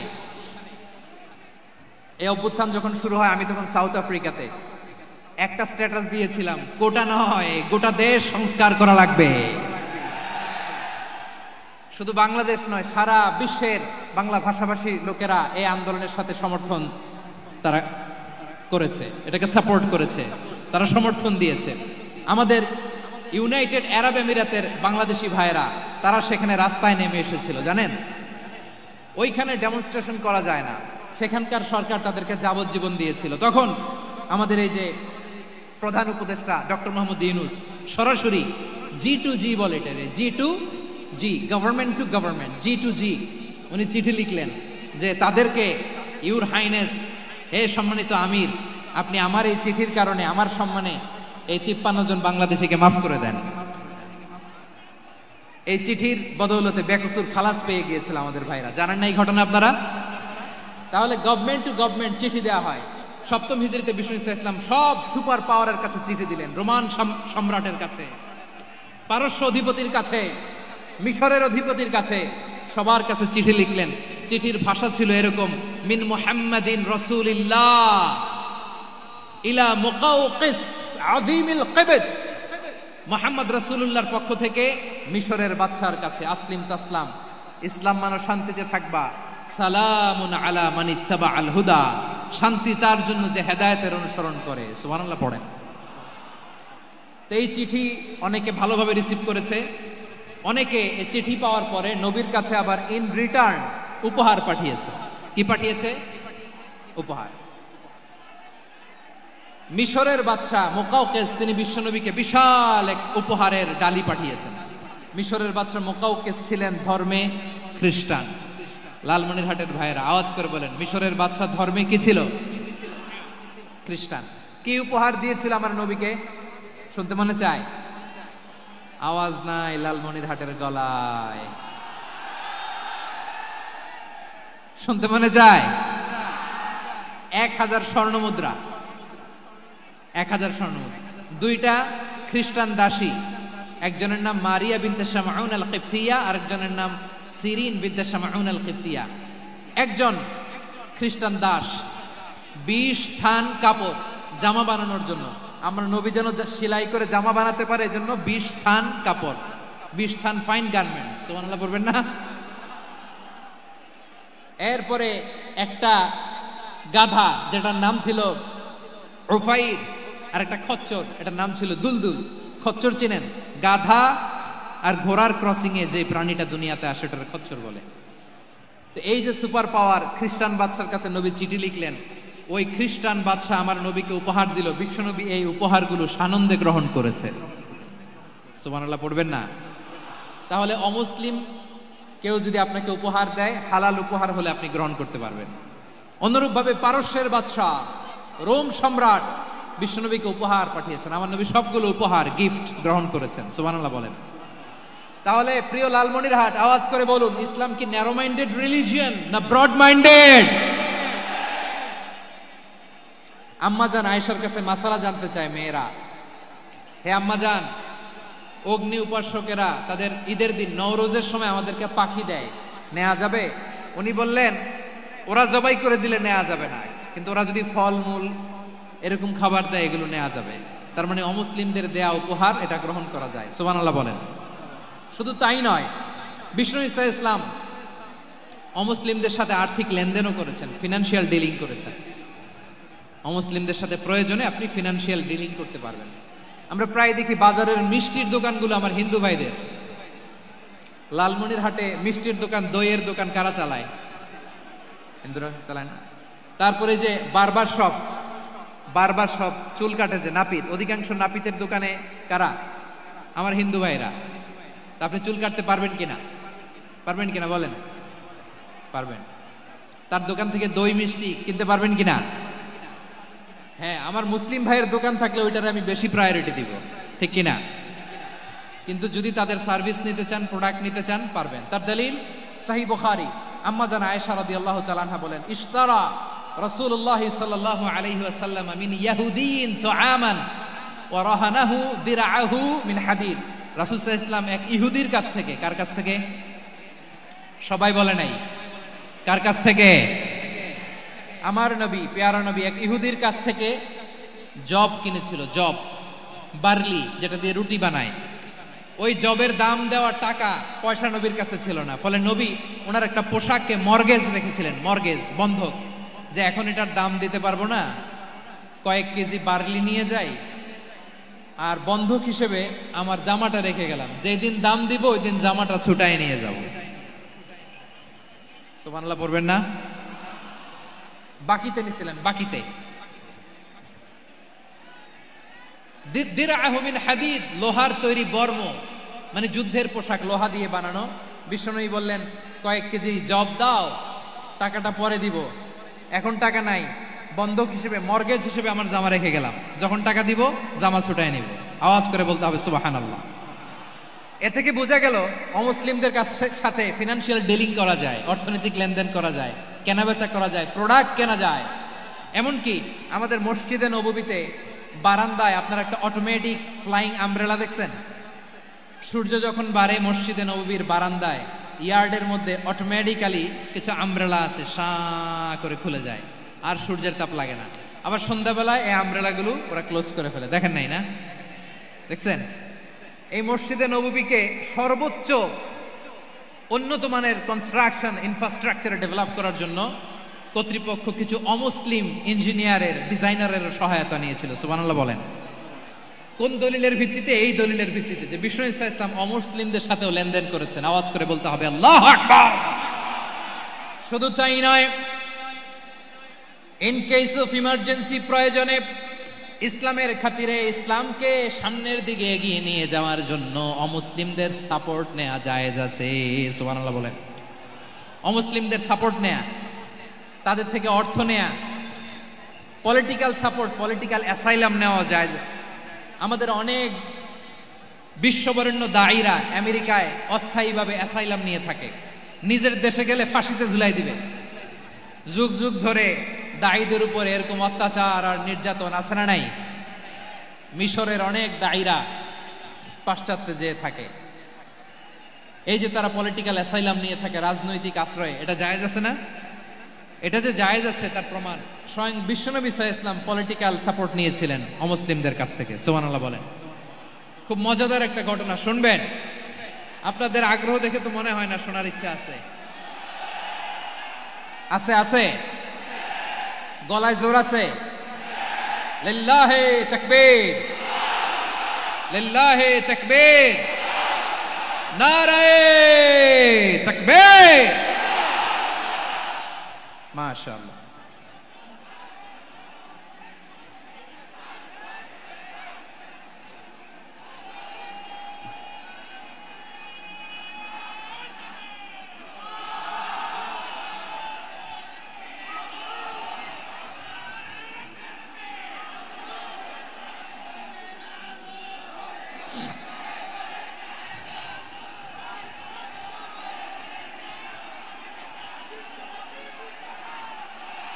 মাশাআল্লাহ মাশাআল্লাহ। থামুন থামুন আমার ভাইরা, বিশ্বনবীর বয়স তখন প্রায় 51 বছর। কত বছর? বিশ্বনবীর সবচেয়ে কাছের মানুষ খাদিজা রাদিয়াল্লাহু তাআলা আনহা ইন্তেকাল করেছেন। বিশ্বনবী বড্ড কষ্ট পেলেন, হৃদয়টা ভেঙে খান খান। যিনি ঘরের ভেতরে বিশ্বনবীকে সান্ত্বনা দিতেন, ভালোবাসা দিতেন, বাইরে গেলে কুরাইশরা বকাঝকা করে, অত্যাচার করে, কিন্তু আম্মাজান খাদিজা রাদিয়াল্লাহু তাআলা আনহা ঘরটারে এমন শান্তির নীড় বানায় রেখেছেন, এই ঘরের ভিতরে ঢুকলে বিশ্বনবীর কলিজাটা ঠান্ডা হয়ে যেত। এজন্য রব্বুল আলামিন বলেন, খাদিজা, ও আমার বান্দি খাদিজা, জান্নাতে এমন স্পেশাল একটা ঘর আমি তোমার জন্য রেডি করে রেখেছি। ওই ঘরের মধ্যে কোনো আওয়াজ নাই, ওই ঘরের মধ্যে কোনো নয়েজ নাই, ওই ঘরে কোনো বিশৃঙ্খলা নাই। কারণ মক্কার জমিনে আমার নবী কুরাইশদের বিশৃঙ্খলা, নয়েজ আর ঝামেলাগুলোকে উপেক্ষা করে যখন তোমার ঘরের ভিতরে ঢুকতো, ঘরটারে তুমি শান্তির নীড়, ঠান্ডা, নীরব, নিস্তব্ধ, নিঝুম আর শান্তির নীড় বানিয়ে রেখেছো। এজন্য জান্নাতে স্পেশাল একটা শান্তির নীড় আমি তোমারে উপহার দেব। ওই প্রিয়তমা স্ত্রী খাদিজা ইন্তেকাল করলেন, বিশ্বনবীর হৃদয় ভেঙে খান খান। আবার ওনার চাচা আবু তালেব ইন্তেকাল করলেন, যিনি পলিটিক্যাল শেল্টার দিতেন নবীকে। কে দিতেন? আবু তালেবের ভয়ে, বিশ্বনবীর এই চাচার ভয়ে কোনো মুশরিক নবীর গায়ে হাত দেওয়ার সাহস পায় নাই। এখন স্ত্রীও নাই, চাচাও নাই, নবীকে আশ্রয় দেওয়ার কেউ নাই, নবীর চারদিকে অন্ধকার। নবী এখন কই যাবেন?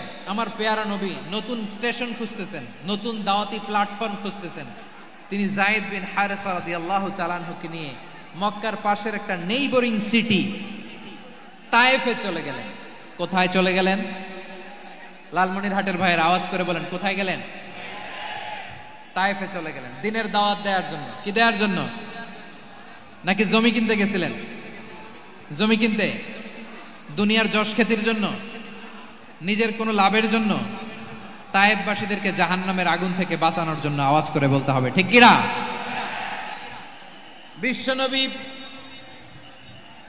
বিশাল মরুপথ, পাহাড়ি পথ পাড়ি দিয়ে তায়েফের মরুজমিনে গেলেন কোরআনের দাওয়াত নিয়ে, ইমানের দাওয়াত নিয়ে। কিন্তু তায়েফের লোকেরা বিশ্বনবীর দাওয়াতকে শুধু প্রত্যাখ্যান করেই থামে নাই, তারা বিশ্বনবীর সাথে অত্যন্ত খারাপ আচরণ করেছে, বিশ্বনবীকে শারীরিকভাবে হেনস্থা করেছে, আমার নবীকে শারীরিকভাবে অত্যাচার করেছে, আমার পেয়ারা নবীর গায়ে পাথর মেরেছে, বিশ্বনবীর গা বেয়ে ঝরঝর করে রক্ত ঝরেছে, নবী জামিনের মধ্যে লুটিয়ে পড়েছেন, আবার মেরেছে, আবার নবী হাঁটতে শুরু করলেন, পেছন থেকে আবার মেরেছে, আবার নবী রক্তাক্ত হয়ে জামিনের মধ্যে লুটিয়ে পড়লেন, আবার মেরেছে। বিশ্বনবীর মতো এত সুশ্রী মানব, বিশ্বনবীর মতো এত শুভ্র মানব, বিশ্বনবীর মতো এমন চমৎকার দেহাবয়ব দিয়ে রব্বুল আলামিন কাউকে বানান নাই। এরকম চমৎকার মানুষটাকে তারা তায়েফের ওই জমিনে রক্তাক্ত করেছে। বিশ্বনবী দুনিয়ার কোনো স্বার্থের জন্য সেখানে যান নাই, নিজের কোনো লাভের জন্য, প্রাপ্তির জন্য যান নাই, তায়েফবাসীদের জাহান্নামের আগুন থেকে বাঁচাতে গিয়েছেন। ঠিক কিনা বলেন? খেয়ে না খেয়ে দিন প্রচারের কাজে নিজেকে দিয়েছ বিলিয়ে, তাইফের কাফিরেরা চিনল না সে আলো, দুষ্ট ছেলেদের পিছু দিল লেলিয়ে, পাথরের আঘাতে ক্ষত বিক্ষত হয়ে সারা শরীর থেকে রক্ত ঝরে। হে রাসূল তোমাকে ভুলি আমি কেমন করে, হে রাসূল তোমাকে ভুলি আমি কেমন করে। পারেন না আপনারা? ধরুন আমার সাথে। হাজার ব্যথা বেদনার পরে ফিরে আসনি তুমি আপন ঘরে, দিনের আলো তুমি ছড়িয়ে দিতে, চলে গেলে মদিনায় মক্কা ছেড়ে। হে রাসূল তোমাকে ভুলি আমি কেমন করে, হে রাসূল তোমাকে ভুলি আমি কেমন করে। ঠিক কিনা বলেন? প্রিয় ভাইরা, তাইফের ছেলেরা নবীকে রক্তাক্ত করল। আমার নবী কই যাবে? কই যাবে? মক্কায় জায়গা নাই, তাইফে জায়গা নাই। তাইফ থেকে ভারাক্রান্ত মন নিয়ে আমার নবী মক্কায় ফিরে আসলেন। বিশ্ব নবী মক্কায় ঢুকতে পারেন না। মক্কার মরুভূমির দিকে তাকিয়ে, উপত্যকার দিকে তাকিয়ে বিশ্বনবী ধা ধা করে কাঁদেন, ঝরঝর করে। নবীর চেহারা মোবারক থেকে চোখের পানিগুলো বেয়ে বেয়ে পড়ে। আমার জন্মস্থান, আমার শৈশব, কৈশোর, যৌবন কেটেছে এই মক্কায়। আমার এলাকায় আমি ঢুকতে পারি না। বিশ্বনবী মক্কার অনতি দূরে দাঁড়িয়ে জায়েদকে পাঠালেন, জায়েদ যাও দেখো কেউ আমাকে সাপোর্ট করার মতো আছে কিনা, যাও অমুকের কাছে যাও। জায়েদ গেলেন, তারাও প্রত্যাখ্যান করে ফিরিয়ে দেয়। বিশ্বনবী বললেন যাও অমুক লোকের কাছে যাও, তিনিও প্রত্যাখ্যান করে ফিরিয়ে দিলেন। কেউ বিশ্বনবীকে আশ্রয় দিতে রাজি হয় না। নিজ জন্মভূমিতে বিতাড়িত বিশ্বনবী। সর্বশেষ বিশ্বনবী বললেন যাও মুতঈম ইবনে আদির ঘরে যাও। মুতঈম ইবনে আদি মুশরিক, তার কাছে যাও। গেলেন, মুতঈম ইবনে আদি রাজি হয়ে গেল। সুবহানাল্লাহ বলেন। দেখেন অনেক বিপদের সময়ও আমি নিজে সাক্ষী, সামাজিকভাবে রাজনৈতিকভাবে কত ঝঞ্ঝা, কত ষড়যন্ত্র, কত কনস্পাইরেসি পাড়ি দিয়ে আমাদেরকে সামনে এগিয়ে যেতে হয়। এই শত্রুদের ভেতরেও একজনকে দাঁড় করিয়ে দেয় যে আল্লাহর কোরআনের জন্য রেডি হয়ে যায়। পড়েন সুবহানাল্লাহ। মুতঈম ইবনে আদি, আল্লাহ তার মনকে নরম করে দিলেন। মুতঈম বলে মুহাম্মদ আমি তোমাকে আশ্রয় দিব। তার দুই ছেলেকে পাঠালেন, যাও খোলা তলোয়ার নিয়ে, স্কট দিয়ে, গার্ড অফ অনার দিয়ে মুহাম্মদকে মক্কায় ঢুকাও আর বলো আমি আমান দেব। আমান কি দিব? আমান মানে সিকিউরিটি, নিরাপত্তা। সিকিউরিটি ছাড়া, আমান দেওয়া ছাড়া কেউ থাকতে পারতো না মক্কায়। দুই ছেলে বিষ্ণু ইসা ইসলামকে নিয়ে আসলো। নবী কাবার চারদিকে তাওয়াফ করলেন, নামাজ পড়লেন। আবু জাহেল, উতবা, শাইবা, ওয়ালিদ ইবনে মুগীরা সবাই দেখে, কেউ কিছু করতে পারে না। কারণ মুতঈম ইবনে আদি ঘোষণা দিয়েছেন আমি মুহাম্মদকে আমান দিয়েছি, মুহাম্মদের গায়ে যেন কেউ স্পর্শ না করে। আওয়াজ করে পড়েন সুবহানাল্লাহ। নবীর এই বিপদ কালে মুহূর্তে মুতঈমের হৃদয়টারে নরম করে দিল কে? আচ্ছা লালমনির হাটের ভাইয়েরা বলেন, এই মুতঈম কি মুসলিম ছিল না মুশরিক? সবাই বলতে হবে মুসলিম না মুশরিক। তাহলে মুশরিকের কাছ থেকে নবী পলিটিক্যাল অ্যাসাইলাম, আধুনিক রাষ্ট্রবিজ্ঞানের ভাষায় পলিটিক্যাল অ্যাসাইলাম, যেটাকে বলে রাজনৈতিক আশ্রয়, উনার আমান বা নিরাপত্তার এই ঘোষণায় তিনি মক্কায় ঢুকলেন। যতদিন নিরাপত্তা ছিল ছিলেন। মুতঈম যখন মারা গেল, বিষ্ণু ইসলাম হিজরত করে মদিনায় চলে গেলেন। সুবহানাল্লাহ। কিন্তু মুতঈম যে বিশ্বনবীর উপকার করছে এটা বিশ্বনবী ভুলে নাই। আমাদের অনেকে আছে উপকার করার পরে আর খেয়াল থাকে না, খাওয়ার পরে গলা দিয়ে নামলে আর খেয়াল থাকে না। এরকম আছে না নাই? আমার নবী ভুলে নাই। বদরের প্রান্তরে 70 জন কাফেরকে যখন বন্দী করে বিশ্বনবীর সামনে হাঁটু গেড়ে দাঁড় করানো হলো, বসানো হলো। 70 জন কাফের। কয়জন? বিশ্বনবী তাদের দিকে তাকিয়ে বললেন, সহিহ বুখারীর বর্ণনা, লাউ কানাল মুতঈম ইবনে আদি হাইয়ান সুম্মা কাল্লামানি হাউলাই নাতনা লা তারাকতুহুম লাহু। বদরের প্রান্তরে 70 জন বন্দী কাফিরের দিকে তাকিয়ে আমার নবী বললেন, আজকে মুতঈম ইবনে আদি যদি বেঁচে থাকতো আর তোমাদের 70 জনের ব্যাপারে যদি মুতঈম এক বাক্যে একটা সুপারিশ করত, তার সম্মানে আজকে তোদের সবাইকে আমি মাফ করে দিতাম। সুবহানাল্লাহ নাই? ওই যে চিল্লাচিল্লি যে কথা বোঝে নাই, কোন জিনিস মিস করছে ওরা নিজেরাও বোঝে নাই। বিশ্বনবী মুতঈমের এই সাহায্যের কথা বলে নাই। 70 জন মুশরিক হাঁটু গেড়ে বসা, নবী চাইলে এখনই এক্সিকিউশন অর্ডার দিতে পারে। তিনি বললেন, আজকে যদি মুতঈম বেঁচে থাকতো আর মুতঈম যদি তোদের জন্য সুপারিশ করতে, এই আবর্জনাগুলোর ব্যাপারে সুপারিশ করতে, আমি মুহূর্তেই তোদেরকে এমনি মাফ করে দিতাম। এবার বলেন, ইসলাম কি ন্যারো মাইন্ডেড না ব্রড মাইন্ডেড? শুধু তাই নয়, যাকে যে সম্মান দেয়ার আমার নবী দিতেন, হোক আস্তিক হোক নাস্তিক, হোক মুসলিম হোক অমুসলিম। বিষ্ণু ইসলাম যখন রোমান সম্রাটের কাছে চিঠি লিখেছেন, আমার প্রিয় লালমনিরহাটের ভাইরা, অল্প কয়েক মিনিট কয়েকটা জরুরি কথা বলবো, এদিকে তাকান, এদিকে তাকান। রোমান সম্রাটের কাছে বিশ্বনবী যখন চিঠি লিখলেন মিন মুহাম্মদ রাসূলিল্লাহ ইলা হিরাকলা আযীমির রোম, মুহাম্মদের পক্ষ থেকে হিরাক্লিয়াসের কাছে, যিনি হচ্ছেন আযীমির রোম। এটা নবী নিজ থেকে বানায় লিখছেন অতিরিক্ত সম্মান দিয়ে। কোন রাষ্ট্রপ্রধান যখন আসে তাদেরকে আমরা কি বলি জানেন? তার নামের শেষে HE এটা লিখতে হয়, H.E. মানে হিজ এক্সেলেন্সি। কি লেখে? হিজ এক্সেলেন্সি, অথবা ইউর হাইনেস, ইউর ম্যাজেস্টি। দেখেন, বিশ্বনবী সাল্লাল্লাহু আলাইহি ওয়াসাল্লাম সব নবীদেরও নবী, তিনি একজন মুশরিক খ্রিস্টান সম্রাট রোমান সম্রাটের কাছে চিঠি লিখতে যায়, লিখতেছে ইলা হিরাকলা আযীমির রোম, হিরাক্লিয়াসের কাছে আমার চিঠি, যিনি রোমের আযীম, হিজ হাইনেস, মানে রোমের অনেক সম্মানিত এক বাহাদুর। আওয়াজ করে বলেন সুবহানাল্লাহ। তার মানে যাকে যে সম্মান দেয়ার এটা বিশ্বনবী দিতেন। এমনকি যে ইহুদিরা ভালো ছিল, এই ইহুদিদেরও প্রশংসা করেছেন বিশ্বনবী মুহাম্মদুর রাসূলুল্লাহ সাল্লাল্লাহু আলাইহি ওয়াসাল্লাম। এক ইহুদির প্রশংসা করেছেন বিশ্বনবী। ইহুদির কার? আমি তো আমার ভাইয়ের প্রশংসা করি না, আমি তো এক আলেম আরেক আলেমরে স্পেস দেই না, আমি তো এক দায়ী আরেক দায়ীর সাথে বসতে চাই না। আমার নবী ইহুদির প্রশংসা করে। কার প্রশংসা?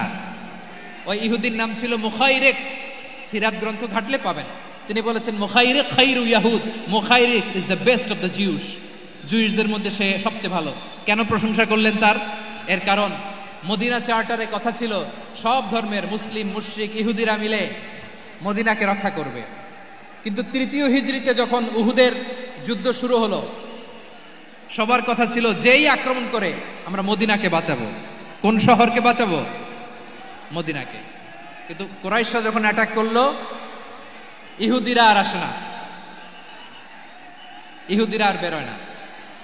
বিষ্ণু বললেন, ওহে ইহুদিরা, তোমরা না চুক্তি করলে আমার সাথে যে মদিনা বাঁচাতে সবাই ঝাঁপিয়ে পড়বো, আসো। একটা ইহুদিও বেরোয় না, কেউ আসে নাই সেদিন, একজন ছাড়া। তার নাম মুখাইরেক। তার নাম কি? মুখাইরেক বাহাদুরের মতো ঘোড়সাওয়ার হয়ে বেরিয়ে গেলেন এবং বললেন, গোটা ইহুদি সাম্রাজ্যের একজনও যদি না আসে, আমি মুখাইরেককে কেউ ঘরে আটকে রাখতে পারবে না। বেরিয়ে আসলেন, এসে বললেন, আমি মুহাম্মদের পক্ষে যুদ্ধ করব। আমি মারা গেলে আমার সম্পদ আমার উত্তরাধিকারীরা পাবে না, আমার সম্পদ তোমরা মুহাম্মদকে দিয়ে দিবা। সুবহানাল্লাহ বলেন। উহুদের ময়দানে 70 জন মুসলমান শহীদ হলো। এই ইহুদি, সেও মুসলমানের পক্ষে যুদ্ধ করে নিহত হলো। সুবহানাল্লাহ বলেন। মুসলিমদের লাশ যখন নিয়ে আসা হলো, এই মুখাইরিকের লাশও নিয়ে আসা হলো। মুসলিমদের লাশের পাশে মুখাইরিকের লাশ দেখে বিশ্বনবী মুখাইরিকের প্রতি অনেক খুশি হলেন। আর বিশ্বনবী খুশি হয়ে বললেন, মুখাইরিক খায়রু ইয়াহুদ, মুখাইরিক যদিও তুমি ইহুদি, তারপরে তুমি সব ইহুদিদের মধ্যে সেরা ইহুদি। পড়েন সুবহানাল্লাহ। আমার নবী ইহুদিকেও সম্মান দিতে কার্পণ্য করে নাই। আওয়াজ করে বলেন আল্লাহু আকবার। প্রিয় ভাইরা, এবার সর্বশেষ আওয়াজ করে বলেন, ইসলাম কি ন্যারো মাইন্ডেড নাকি ব্রড মাইন্ডেড? সবাই বলেন, ন্যারো মাইন্ডেড না ব্রড মাইন্ডেড? এজন্য অমুসলিম হইলেই তারা আমাদের শত্রু নয়। শত্রু কারা? এই লালমনিরহাটের ভাইয়েরা শোনেন, শত্রু কারা? যে সমস্ত অমুসলিম আমাদেরকে নিশ্চিহ্ন করে দিতে চায়, যে সমস্ত অমুসলিম আমাদের ভূখণ্ড থেকে আমাদেরকে তাড়িয়ে দিতে চায়, যে সমস্ত অমুসলিম আমার ধর্ম নিয়ে তুচ্ছতাচ্ছিল্য করে চিল্লায় বলেন ঠিক কিনা, তারা আমাদের শত্রু। সাধারণ অমুসলিমরা আমার শত্রু নয়। এই যে হিন্দুরা থাকে এরা আমার ভাই, বৌদ্ধরা আমার ভাই, খ্রিস্টানরা আমার ভাই, ইহুদিরা আমার ভাই।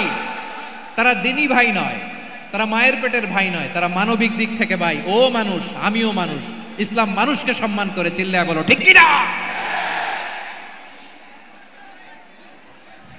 যারা আমাদের অস্তিত্বকে নিশ্চিহ্ন করতে চায়, যারা আমাদের ভূখণ্ডকে দখল করতে চায়, যারা আমাদেরকে নিয়ে মকারি করে, ফান করে, টিটকারি করে, আমার ধর্ম নিয়ে খেলা করে, তাচ্ছিল্য করে, ওদের বিরুদ্ধে আমাদের জিহাদ।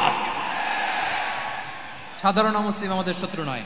আপনি জানেন নিউ ইয়র্কে, আমি তো নিউ ইয়র্কে ছিলাম অনেকদিন, ওখানে ফিলিস্তিনিদের পক্ষে যখন আমরা মিছিল করেছি, অনেক ইহুদি আমাদের সাথে মিছিলে দাঁড়িয়েছে। কারণ ওরাও জানে এই ভূখণ্ড ফিলিস্তিনিদের ভূখণ্ড। আওয়াজ করে বলো লালমনিরহাট ঠিক কি না? ইসরায়েলের রাজধানী খোদ তেল আবিবে অনেক ইহুদিরা বেঞ্জামিন নেতানিয়াহু তার বিরুদ্ধে মিছিল করেছে। তো তারা কি আমাদের শত্রু? না। অনেক খ্রিস্টান আমাদের সাথে, আমাদের স্বার্থ রক্ষায় আমাদের পাশে দাঁড়িয়েছে। খেয়াল রাখবেন, হিন্দু আর হিন্দুত্ববাদ এক নয়, ইহুদি ধর্ম আর জায়নিজম এক নয়। জায়নিজমের বিরুদ্ধে আমাদের সংগ্রাম, আমাদের জিহাদ, চিল্লায় বলেন ঠিক কি না? এই যে ফিলিস্তিনের ভাইরা, তারা তাদের স্বাধীনতা সংগ্রামের জন্য লড়াই করছে, করে যাচ্ছে, আমরা এটাকে সমর্থন জানাই, চিল্লায় বলো ঠিক কি না? কাশ্মীরের ভাইরা স্বাধীনতার জন্য সংগ্রাম করছে, আমরা সেই সংগ্রামকে সমর্থন জানাই, আওয়াজ করে বলো ঠিক কি না? যারাই আমাদের ইসলামকে নিশ্চিহ্ন করতে চায় তাদের বিরুদ্ধে আমাদের সংগ্রাম, আওয়াজ করে বলতে হবে ঠিক কি না? ওই সমস্ত দুর্বৃত্তদের সাথে আমাদের কোনো সম্পর্ক নাই। আমরা যদি ঐক্যবদ্ধ থাকতে পারি, ওই দুর্বৃত্তরা চান্স পাবে না। আমরা ঐক্যবদ্ধ থাকতে রাজি আছি। লালমনিরহাটের ভাইয়েরা, আমরা ঐক্যবদ্ধ থাকলে ওই দুর্বৃত্তদের কালো হাত ভেঙে দিতে আমাদের সময় লাগবে না। তাদের কালো হাত ভেঙে দিতে রাজি আছে মুসলমান? কারা কারা রাজি? দু হাত তুলে দেখাও।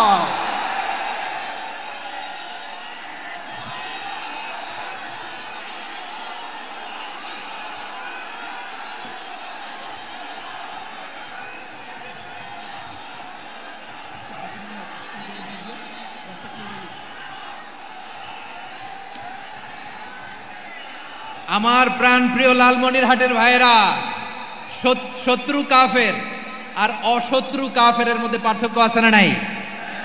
আবু তালেবও মুশরিক, আবু জাহেলও মুশরিক, কিন্তু দুই মুশরিকে পার্থক্য আছে না নাই? আবু তালেব নবীর চাচা, মুশরিক, মারা গিয়েছে মুশরিক অবস্থায়, কিন্তু আজীবন আমার নবীকে আগলে রেখেছে, আমার নবীকে সাপোর্ট করেছে, ভালোবেসেছে। আবু জাহেলও মুশরিক, মারা গিয়েছে মুশরিক হিসেবে, আজীবন আমার নবীর বিরুদ্ধাচরণ করেছে। আবু জাহেলের শক্তি, সামর্থ্য, স্ট্র্যাটেজি, প্ল্যান সব আমার নবীর বিরুদ্ধে ছিল। এই আবু জাহেলের কারণে একটা দিন শান্তিতে আমার নবী মক্কায় ঘুমাতে পারে নাই, চিল্লায় বলেন ঠিক কিনা? এজন্য রব্বুল আলামিন বলেন, লা ইয়ানহাকুমুল্লাহু আনিল্লাযীনা লাম ইউকাতিলুকুম ফিদ-দীন ওয়া লাম ইখরিজুকুম মিন দিয়ারিকুম আন তাবাররুহুম ওয়া তুকসিতু ইলাইহিম ইন্নাল্লাহা ইউহিব্বুল মুকসিতিন।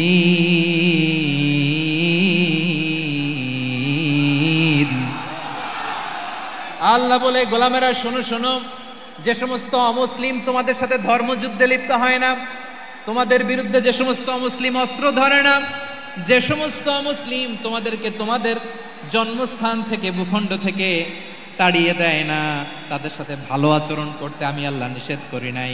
তাদের সাথে সদাচরণে কোনো নিষেধাজ্ঞা নাই, বরং তাদের সাথে সদাচরণ করো, এটাই আমি আল্লাহ চাই। তাহলে আমার যে অমুসলিমরা আমাদের সাথে শত্রুতা করে না, তুচ্ছতাচ্ছিল্য করে না, আমাদের ভূমি থেকে আমাদেরকে উচ্ছেদ করতে চায় না, আমাদের বিরুদ্ধে অস্ত্র ধরে না, ওই অমুসলিম ভাইদের সাথে আমাদের কোনো দ্বন্দ্ব আছে? কোনো বিরোধ আছে? বরং আছে ভালোবাসা। বরং আছে কি? এই ভালোবাসা দিয়ে আমরা বিশ্ব জয় করব। রাজি আছে মুসলমান? আমাদের পুঁজি ভালোবাসা। আমাদের পুঁজি কি? এবার আওয়াজ করে বলেন, আমার এই পুরো আলোচনা থেকে the religious coexistence, peaceful coexistence, শান্তিপূর্ণ সহাবস্থান, কমিউনাল হারমোনি, এই সাম্প্রদায়িক সম্প্রীতি, এই আলোচনা থেকে কি বুঝলেন? ইসলাম কি ন্যারো মাইন্ডেড না ব্রড মাইন্ডেড? এই ব্রড মাইন্ডেড হৃদয় নিয়ে, ভালোবাসা দিয়ে আমরা বিশ্ব জয় করতে চাই। রাজি আছেন? আল্লাহ কবুল করুক, আমরা সবাই পড়ি আমিন। লালমনিরহাটের জেলা স্টেডিয়ামে আমার প্রিয় মায়েরা বোনেরা, আপনাদের জন্য একটা হাদিস বলে শেষ করব। বিশ্বনবী বলেন, আমার মায়েরা খেয়াল করে শুনুন, বিশ্বনবী আপনাদের উদ্দেশ্য করে বলেন, আল মারআতু ইযা সাল্লাত খামসাহা ওয়া সামাত শাহরাহা হাফিজাত ফুরুজাহা আতাআত বা'লাহা ফালতাদখুল মিন আইয়ি আবওয়াবিল জান্নাতি শাআত। বিশ্বনবী বলেন, ও রমণীরা, ও নারীরা, যে সমস্ত নারী এই 4টা কাজ করবে, এই 4টা কাজের গ্যারান্টি দিবে, তাদেরকে জান্নাতের 8টা দরজার গ্যারান্টি দেয়া হবে। কি 4টা কাজ? 1 নাম্বার, আল মারআতু ইযা সাল্লাত খামসাহা, যে নারী 5 ওয়াক্ত নামাজ পড়ে। কি করে? জেলা স্টেডিয়ামে অবস্থানরত আমার নারীরা বোনেরা, বিশ্বনবী আপনাদেরকে 4টা কাজের কথা বলেছেন, খুব বেশি না। 4টা করলে 8 জান্নাতের দরজা সব খোলা। কোনটা দিয়ে যাবেন? যেটা দিয়ে মনে চায়। 1 নাম্বার 5 ওয়াক্ত নামাজ। আমার বোনেরা জোহরের নামাজ পড়তে পড়তে এটা আসরে নিয়ে যায়, আসর পড়তে পড়তে এটা মাগরিবে নিয়ে যায়। এরকম আসরে নাই? লালমনিরহাটে হয়তো নাই।